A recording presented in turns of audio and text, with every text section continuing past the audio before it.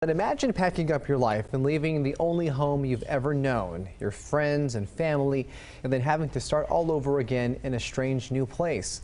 Well, so many people who have immigrated share similar experiences, but one local author tells her own personal story from the perspective of a young child.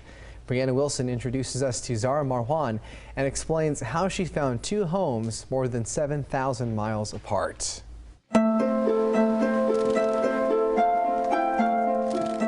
From the desert to the sea, this is my home, where 100 butterflies are always in the sky. Pigeons are kept in love, boats sail the calm sea. Zahra Marwan is an author here in Albuquerque.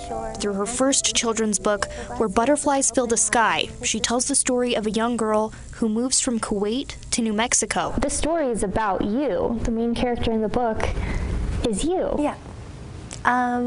So the story is about the confusion I felt as a child, about not wanting to leave my home and my family and everything I loved, but the luck of coming to New Mexico and being treated like I belong, or being treated like I was intelligent for speaking a second language.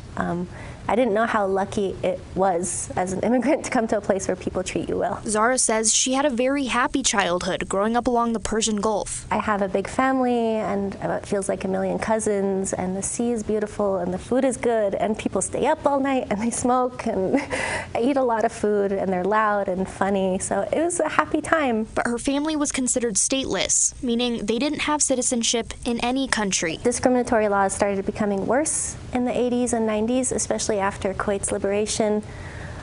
So stateless people couldn't go to college or weren't allowed to go to public schools. You're born there, but you live as an illegal resident for your entire life. Hoping for more opportunities for their children, Zahra's parents decided to move to Albuquerque, exchanging a sky filled with butterflies for a sky filled with balloons. She was only 7 at the time. I remember coming here and feeling confused that I didn't understand why no one was speaking Arabic. But I also remember the way it felt to have friends, like childhood friends who would play tag with me even though I didn't speak English, or come over to my house even though I couldn't speak English very well. So Zahra hopes her book explains immigration in a way that younger kids can understand, with her dreamlike illustrations, a nod to her ancestors, and lived experiences. And there's family loving you, and suddenly you have to leave and you don't know why, and you're just thrown across the ocean, because that's what it feels like.